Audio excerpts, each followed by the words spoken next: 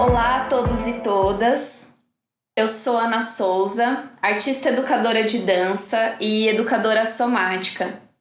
Nesse vídeo eu me proponho a compartilhar, colocar em debate, em discussão, levantar aí reflexões e provocações, quem sabe, acerca da dança contemporânea. E aí, para isso, eu gostaria aqui de convidá-lo ou convidá-la para que nós pensemos, temos como ponto de partida dança contemporânea, esse termo, né?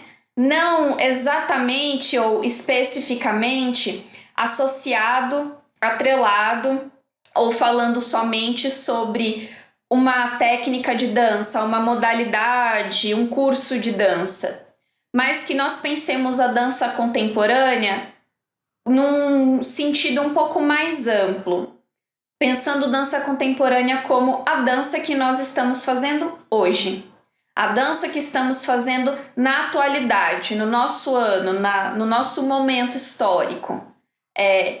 Para que nós pensemos que dança estamos fazendo, ou que danças estamos fazendo, quais danças estão sendo coreografadas, estão sendo visualizadas, que corpos estão dançando essas danças, quais não estão dançando, que movimentos estão sendo escolhidos, né? Que estratégias para essas danças estão sendo escolhidas, o que está sendo consumido também. Enfim, as perguntas nesse sentido podem ser infinitas, mas enfim, pensemos, gostaria aqui de deixar esse convite, provocação para que nós pensemos dança contemporânea nessa coisa mais macro mesmo, e não só necessariamente uma vertente, uma técnica de dança, um curso, uma modalidade, tá? E aí, nessa minha fala aqui, eu começarei me apresentando, contextualizando aí minimamente você a respeito da minha trajetória, quem sou eu, e para que então eu possa entrar aí um pouco mais afinco nas questões que eu quero colocar em debate, nas problematizações que eu gostaria de fazer. Então, como eu disse, eu sou artista e educadora de dança e educadora somática. Eu sou bacharela e licenciada em dança pela Universidade Anhembi Morumbi, em São Paulo. E também sou pós-graduada em dança na especialização em técnica clausiana pela PUC São Paulo. Antes disso, antes de estar dentro da universidade, eu, desde que comecei a dançar até entrar na universidade, passei aí por academias de dança, passei aí por cursos livres, tendo experienciado principalmente o jazz e o balé clássico, dentre também outras técnicas como a dança do ventre, o sapateado. Tive a oportunidade também de estar em contato com algumas vertentes das danças urbanas, embora de maneira muito pontual, isso sim, tá mesmo, em comparação a essas outras técnicas de dança. E aí, na verdade, a minha familiaridade, o meu gosto pela dança contemporânea se dá aí a partir do momento em que eu entro na universidade. E aí, na verdade, eu sou professora de dança desde 2009, mas desde 2013, mais especificamente, mais precisamente, já no final dessa graduação, já tendo um tempo aí de relação com essa dança contemporânea, que eu me proponho a dar aulas de dança contemporânea. E desde então, a minha prática de ensino da dança contemporânea nunca esteve desassociada, na verdade esteve sempre muito integrada, né? As minhas estratégias sempre passaram pela educação somática, pelos princípios da educação somática. E tendo isso como ponto de partida, essa experiência aí, gostaria aqui só de esclarecer também que desde 2013 eu não sou só professora de dança contemporânea, mas também estive atuando como professora na linguagem da técnica jazz e também do balé clássico, em diferentes academias da Grande São Paulo, em diferentes estúdios e academias da Grande São Paulo, e também em Osasco, né? Por isso que Osasco, São Paulo, então por isso que eu tô falando Grande São Paulo. É essa minha trajetória que me incita, que me impulsiona a colocar essas reflexões aqui hoje e tendo como ponto de partida esse convite que eu fiz, né, para que nós pensemos essa dança contemporânea num sentido mais amplo sobre a dança que estamos fazendo hoje. E aí, por que eu mencionei essa questão da educação somática? Porque essa minha relação, né, na minha experiência pessoal e também de parceiras e parceiros com quem eu pude compartilhar e estar junto nessa trajetória, esses princípios da educação somática são um outro aspecto, um outro tempero aí dessa minha trajetória que me provoca a querer difundir essa reflexão sobre que danças estamos fazendo, que danças estamos ensinando, como estamos ensinando essas danças. Então, por isso, essa minha fala vai estar dividida em 3 partes. Vocês não reparem que eu estou olhando aqui, eu estou recorrendo à minha colinha, tá? Então toda vez que eu olhar aqui pro lado, eu estou recorrendo à minha cola. Eu vou dividir essa minha fala em 3 partes. Eu começo contextualizando, explicando um pouco o que é essa educação somática.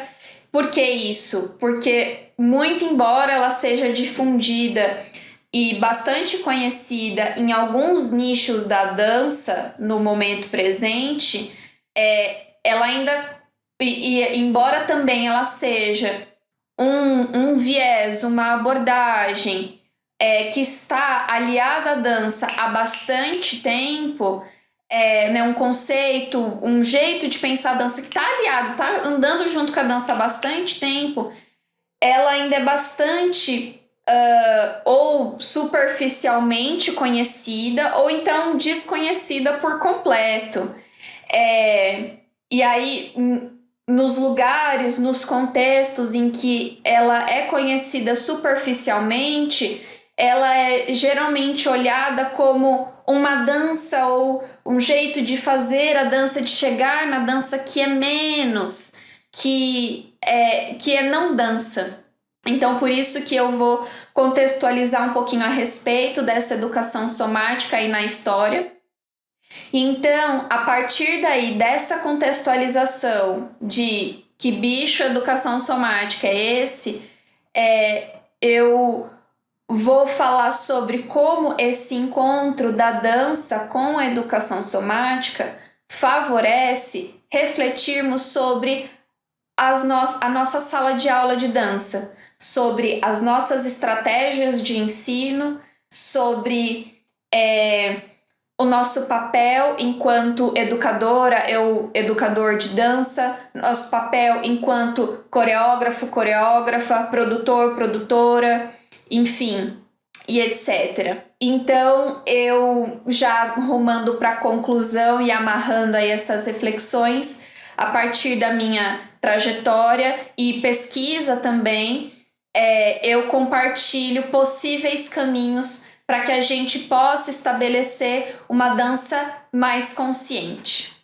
E vamos lá, então. Mas calmem que eu esqueci de uma coisa. Eu só gostaria de, antes de adentrar aí nos 3 pontos que eu mencionei, eu gostaria só de ressaltar e até, na verdade, contextualizar um pouco mais a minha fala a respeito do fato de que ela se debruça, ela tá assim, talvez mais voltada nas questões do ensino, principalmente da dança, da técnica de jazz, do balé clássico, da dança contemporânea e também das técnicas de dança moderna. Isso por quê? Porque, como eu disse, essas são as minhas linguagens da dança aí de contato, familiaridade, experiência.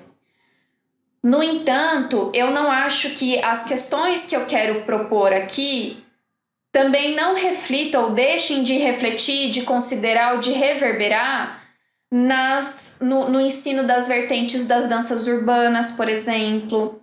Também não acho que está excluído o sapateado, por exemplo, o ensino das danças de salão, etc. Porque eu aqui vou colocar em discussão, mais adiante vou me aprofundar nisso, sobre esse contexto de ensino das academias e estúdios e escolas de dança mesmo.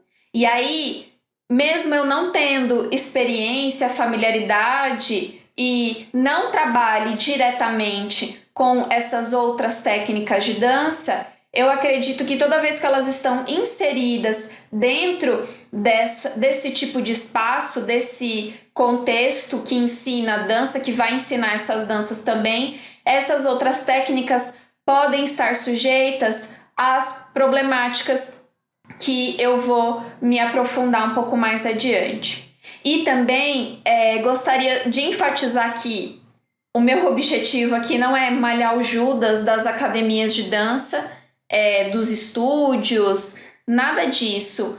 Isso seria uma grande hipocrisia da minha parte, porque eu mesma sou vinda desse contexto, venho desse contexto e reconheço que as academias de dança, os estúdios, as escolas no geral, são as grandes responsáveis por manter a linguagem da dança viva, por manter a linguagem da dança em movimento financeiro, inclusive.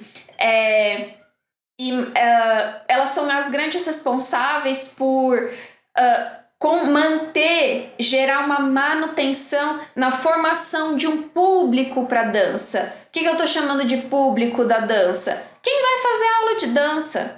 Ou a criança, o adolescente, o adulto que busca a aula de dança para si, a criança ou adolescente que acaba fazendo uma trajetória de formação e eventualmente se torna mais um profissional da dança.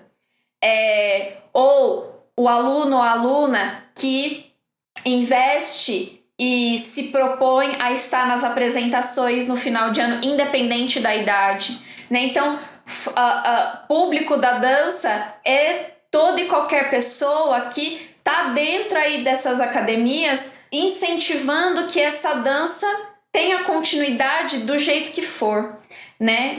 Independente da maneira como ela se organiza, da maneira que ela se estrutura, qual é o foco, né, de um determinado espaço.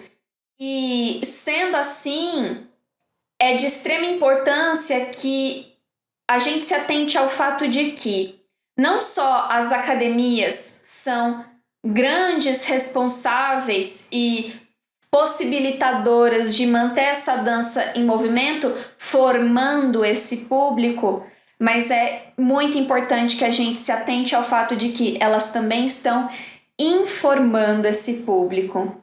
E aí que eu venho propor a reflexão do fato de que se informa um público, princípios estão sendo consolidados nesses espaços, visões de corpo estão sendo consolidadas, estão em andamento aí nesses contextos, valores e ideias, pensamentos, tudo isso está em movimento dentro desses espaços.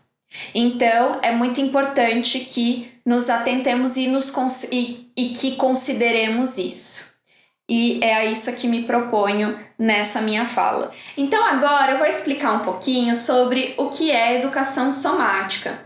Como eu afirmei lá atrás, anteriormente, embora a educação somática seja algo bastante disseminado, conhecido e recorrido até em alguns contextos da dança, em alguns contextos da prática de dança, ao mesmo tempo, ela segue bastante desconhecida ou então conhecida de maneira superficial e muito introdutória.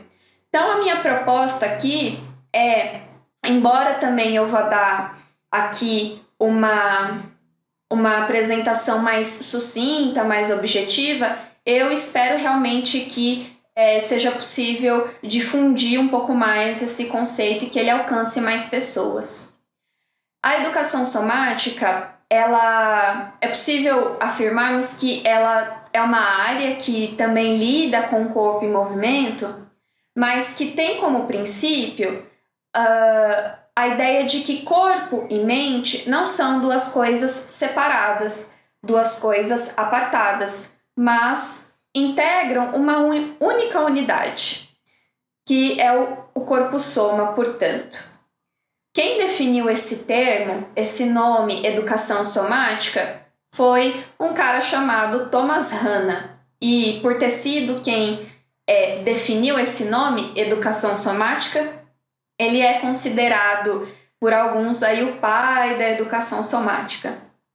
Para que a gente possa entender um pouquinho melhor como que se deu esse movimento, essa investigação que é a educação somática, como conhecemos hoje, ao longo da história, eu vou recorrer à classificação feita por Michele Mangione, trazendo até aqui um pouquinho mais de informação no que diz respeito a datas e tudo mais, e nomes também de figuras importantes e tudo mais.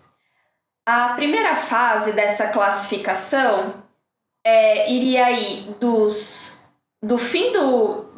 meados do fim do século XIX até o início do século XX, até os anos 30 do século XX. Nessa primeira etapa,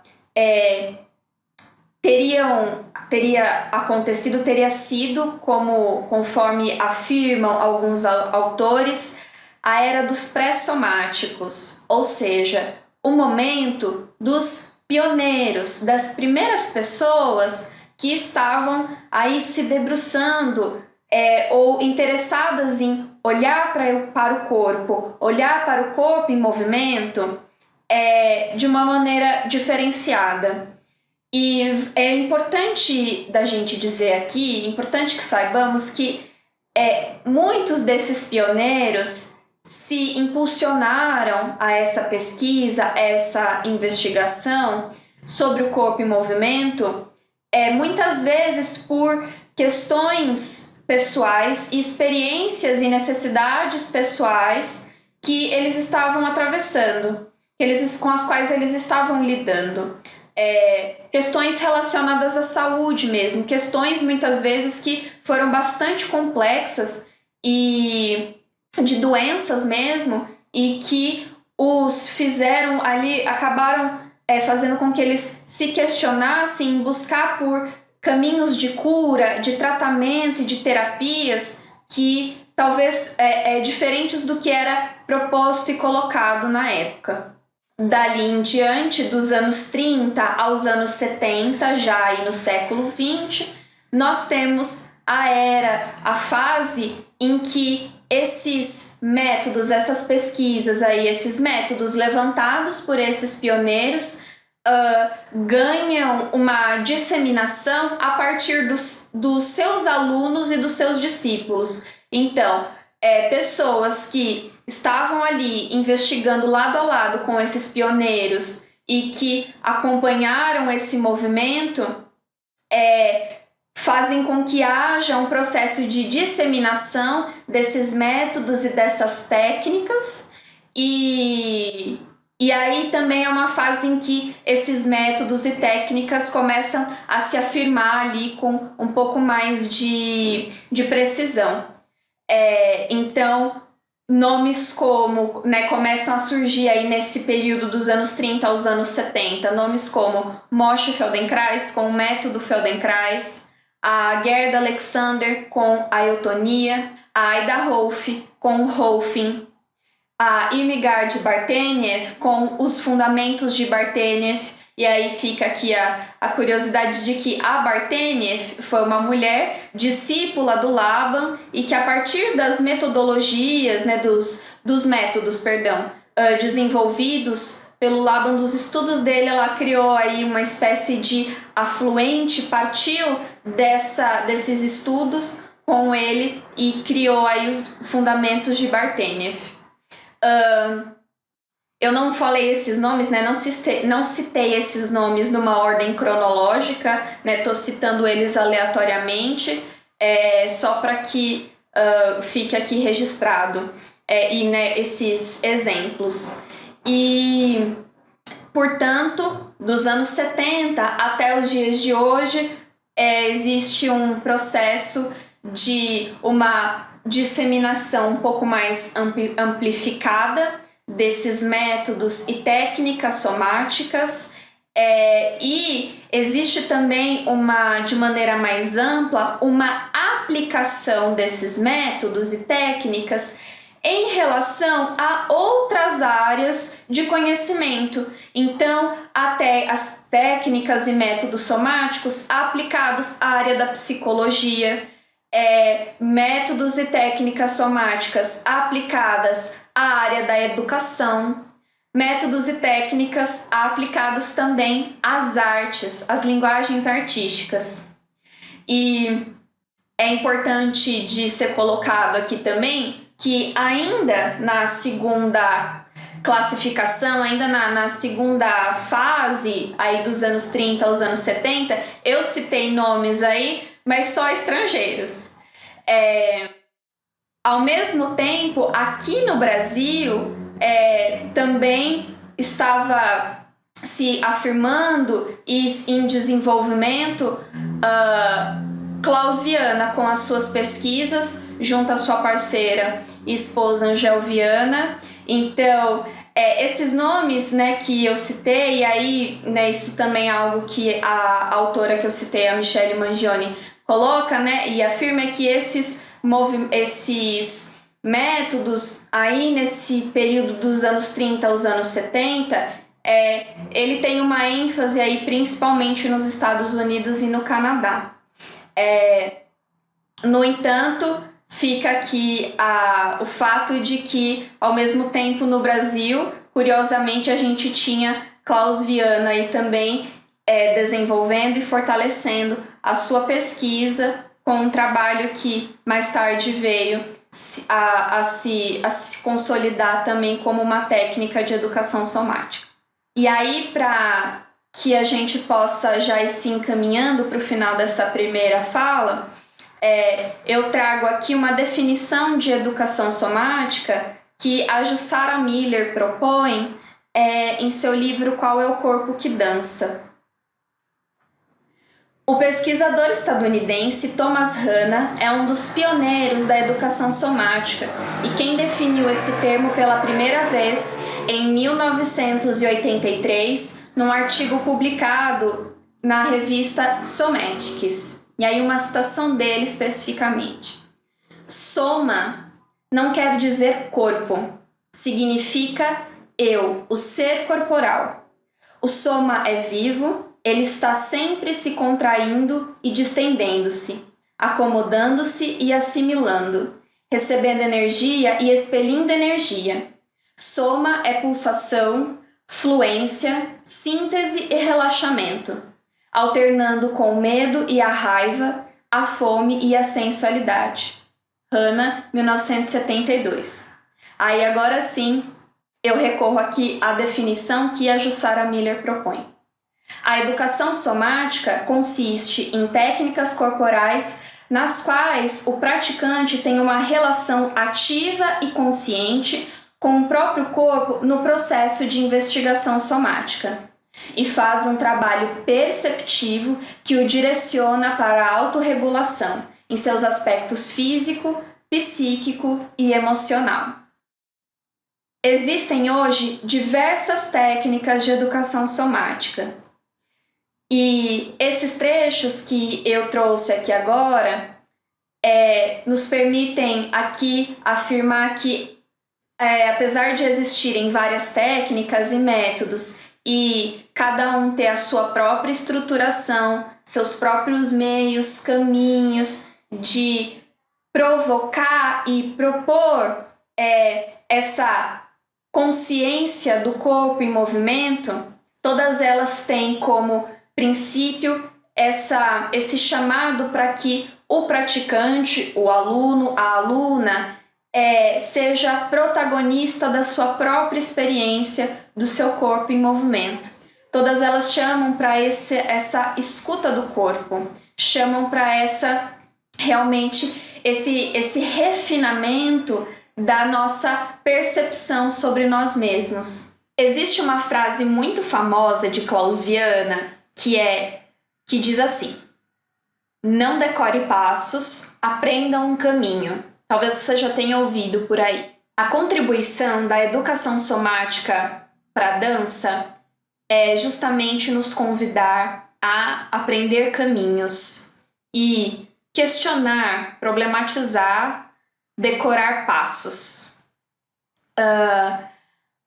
O encontro da dança com a educação somática, como eu afirmei anteriormente, se deu justamente ao longo daquele período ali, durante o século XX, em que a educação somática passou a ser aplicada a outras áreas de conhecimento. E esse encontro, conforme afirma a autora Sylvie Fortin, numa pesquisa levantada por ela, esse encontro vai se dar em 3 aspectos. Descobre-se na educação somática uma disponibilidade de recursos e ferramentas para a prevenção e cura de traumas e lesões. Também, outro aspecto, um segundo, uma disponibilidade de recursos e ferramentas para o aprimoramento técnico de bailarinos e bailarinas e também uma disponibilidade de recursos e ferramentas para ampliação e desenvolvimento das questões de expressividade de bailarinos e bailarinas. É sabido na dança que é importante de se trabalhar a consciência corporal. Não só na dança, dentro do esporte também e talvez até na saúde, né, nos sensos comuns da saúde, é importante que nós trabalhemos a nossa consciência corporal. De maneira resumida, é possível afirmar que a educação somática vai trabalhar essa consciência corporal, ou, dizendo de outro modo, essa consciência desse corpo em movimento. Mas é importante que a gente reconheça a magnitude e a importância de um trabalho de consciência corporal, que de fato vai dispor aí de uma gama de ferramentas e recursos para que o praticante ou o aluno possa conquistar um refinamento da sua atividade motora, mas não só dela, também da sua atividade sensora. As abordagens somáticas vão possibilitar que o aluno, a aluna, o praticante, a praticante possa conhecer e reconhecer as suas estruturas anatômicas, e aí anatômicas em relação à estrutura óssea, em relação à estrutura muscular, em relação à sua estrutura neurológica, dos seus órgãos, dos sistemas dos seus órgãos. O trabalho com as abordagens somáticas instiga que o praticante ou a praticante investigue e não só investigue, mas novamente conheça e reconheça a sensação dos seus caminhos de movimento e se familiarize e ganhe autonomia para autorregular esses caminhos de movimento. Enquanto os caminhos de movimento, enquanto esse corpo se movimenta. As abordagens somáticas vão propiciar a oportunidade de que a gente desbrave cada canto de si, cada espaço interno. Portanto, percebam a magnitude desse trabalho que às vezes acaba ficando com essa nomenclatura consciência corporal. Na verdade, é algo... Consciência corporal é como a ponta de um iceberg.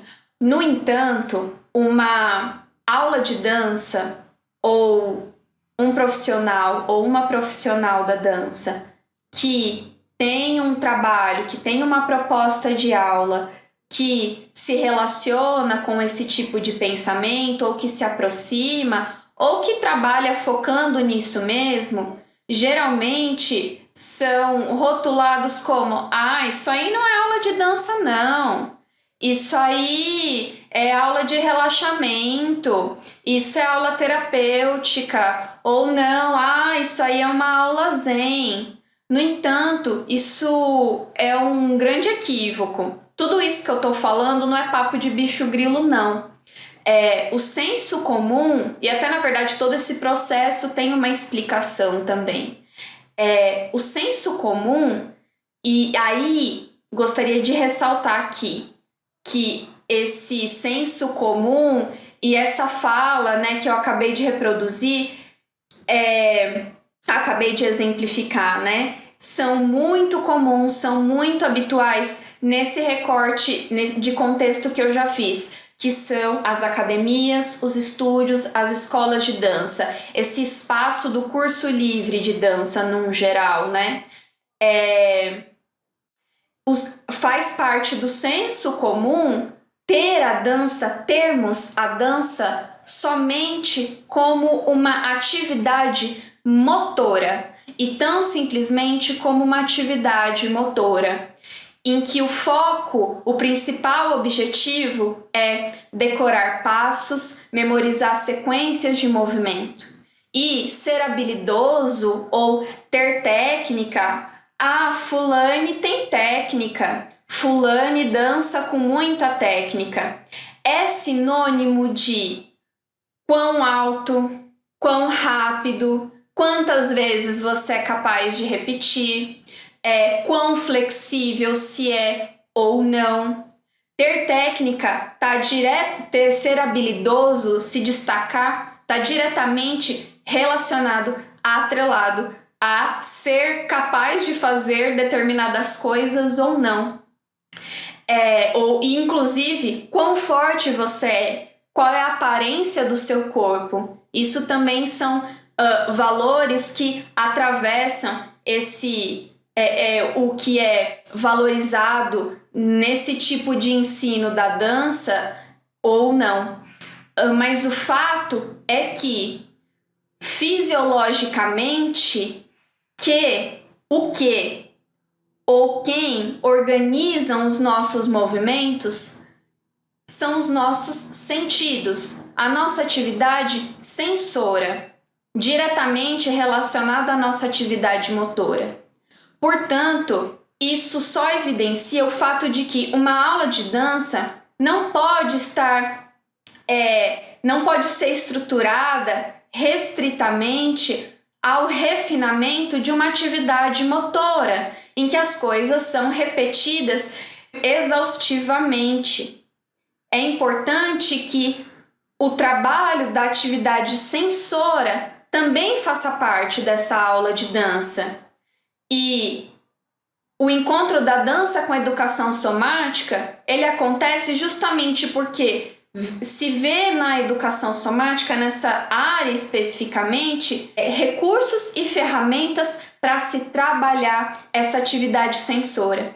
E vejam bem que não são duas coisas separadas, uma não vai se dar sem a outra.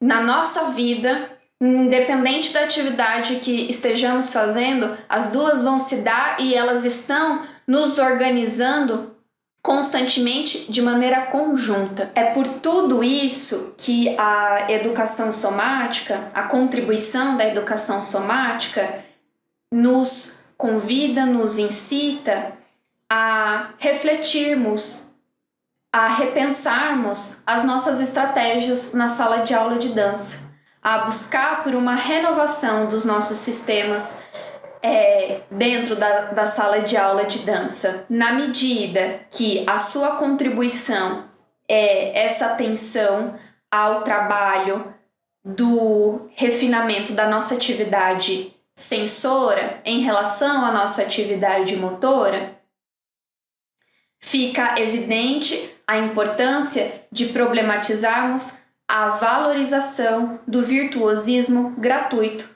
algo que, na minha experiência, na minha trajetória de pesquisa, na atuação como professora de dança, como educadora de dança, e também na minha trajetória como bailarina, como estudante, é algo muito recorrente nesse recorte de contexto que eu faço, que são as academias de dança, os estúdios, as escolas, como eu já disse, esse espaço do curso livre de dança.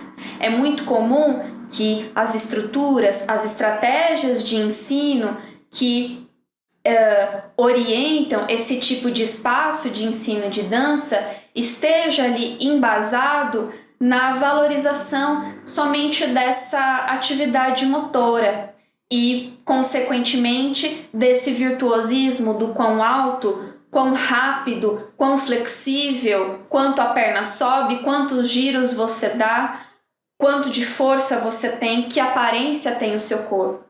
E, ao meu ver, e já me aproximando inclusive de questões que estão bastante fortalecidas, ainda bem, no nosso contexto atual, isso é extremamente problemático porque há o risco de uma série de reprodução de visões, princípios, ideias, pensamentos e organização que são extremamente excludentes e violentas.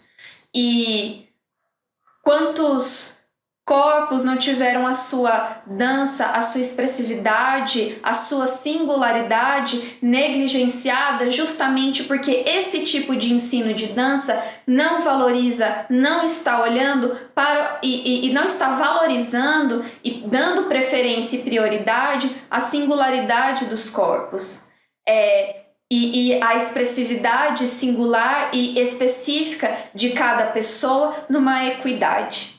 E aí, considerando que o estúdio de dança, a escola de dança, a academia de dança é também um espaço de ensino, eu acho que é de fundamental importância que esse espaço de ensino também seja refletido, avaliado, analisado, e da mesma maneira que nós nos preocupamos a avaliar, analisar um espaço, o contexto e as estruturas de ensino que regem, que organizam uma escola formal, né? Uma escola aí que tem a educação infantil, o ensino fundamental, o ensino médio.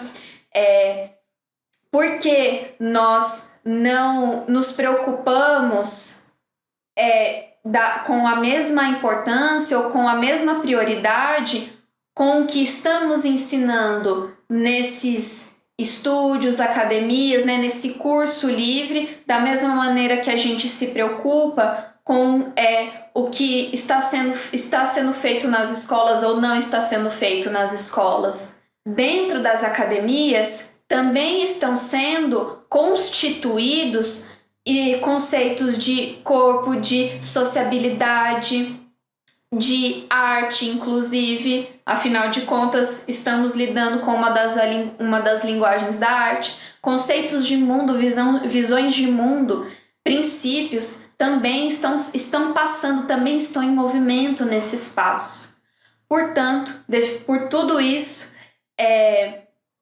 que eu acho que seja fundamental a gente levantar esse debate, que esse debate agregue mais e mais pessoas, alcance mais e mais pessoas e portanto, é devido a tudo isso que a educação somática, no seu encontro com a dança, nos chama, nos convida, nos incita a pensarmos por uma renovação das nossas estruturas, do que estamos fazendo na sala de aula de dança.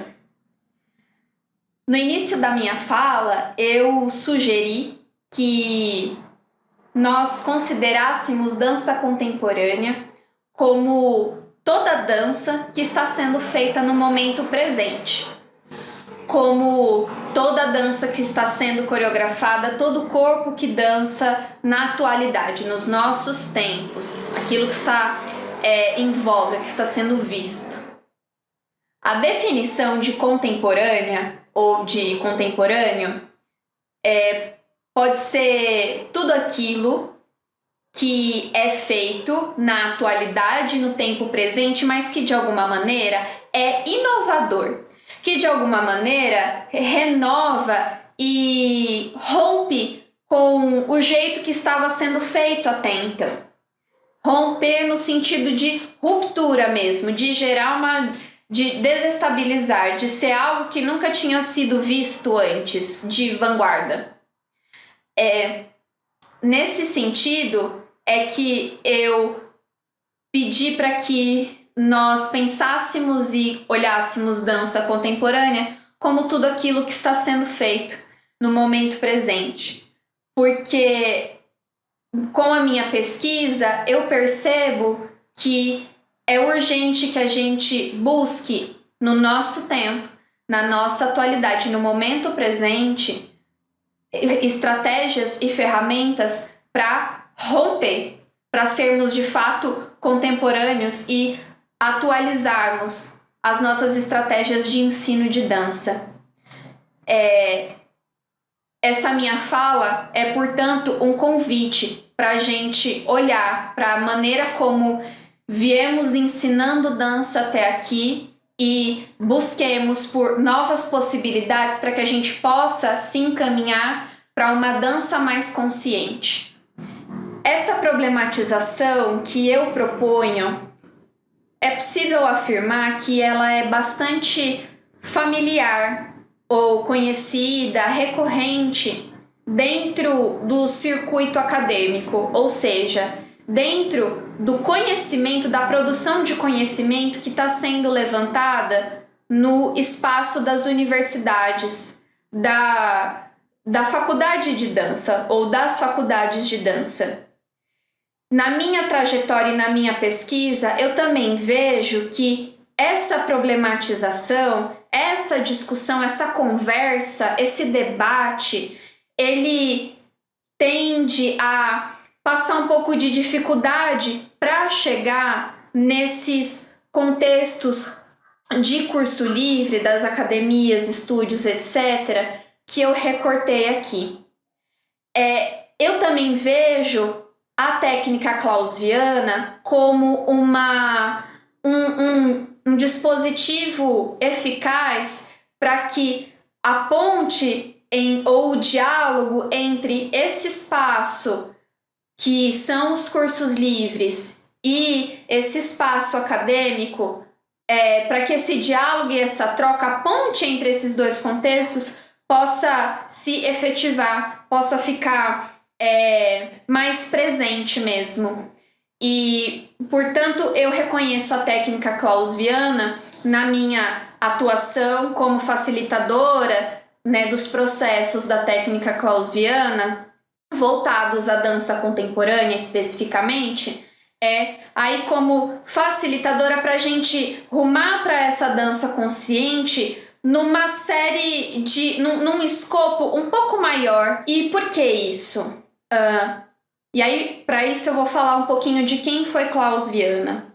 O Klaus foi o Klaus, e ao lado como eu já disse anteriormente, ao lado da sua parceira e esposa Angel Viana, eles foram pioneiros na educação somática aqui no Brasil.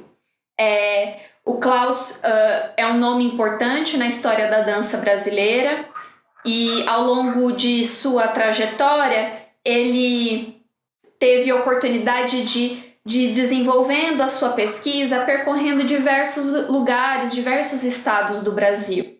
Ele trabalhou com bailarinos e bailarinas, atores e atrizes, músicos e musicistas, enfim, pessoas oriundas de diversas linguagens da arte. E atuou como bailarino, como coreógrafo, como diretor, como professor. Ele foi, por exemplo, professor do que hoje é a Escola de Dança de São Paulo, né? A antiga Escola Municipal de Bailados. Então percebam que ele teve a oportunidade de percorrer diversos contextos e a sua pesquisa ela está fundamentada na investigação das alavancas biomecânicas do corpo. No entanto, a maior inquietação de Klaus, já lá naquela época, durante o século XX, naqueles meados ali dos anos 30 aos anos 70, era justamente já uma inquietação ou uma problematização mesmo frente às estruturas de ensino de dança lá naquela época, certamente mais rígidas e mais castradoras, aspas aí nessa palavra, mais castradoras do que os dias de hoje, né? Com certeza mais limitadoras, mais restritas do que as que temos no momento presente. E ele já problematizava, já questionava aquelas estratégias, aquilo que estava sendo feito no ensino de dança e, principalmente, ele acabava mais inclinado a questionar também a repetição de passos e buscava mais uma pesquisa da própria dança, da dança de cada um. E principalmente a um trabalho de escuta do próprio corpo. É por isso que eu vejo e experiencio a técnica clausviana como um caminho possível para que a gente possa rumar para danças mais conscientes, na medida que ela traz no seu seio, na medida que ela traz consigo o fato de que é uma técnica de dança e uma técnica de educação somática ao mesmo tempo.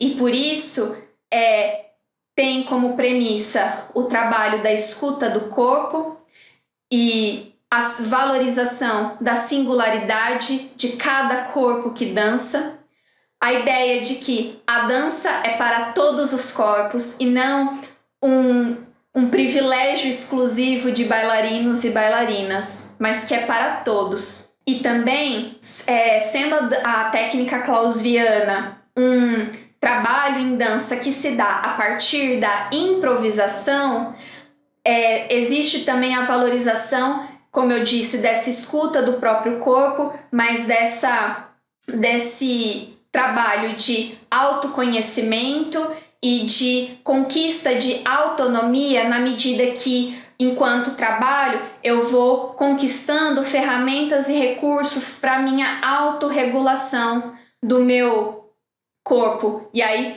aqui já considero o corpo nessa visão da educação somática, esse corpo soma, esse eu ser total.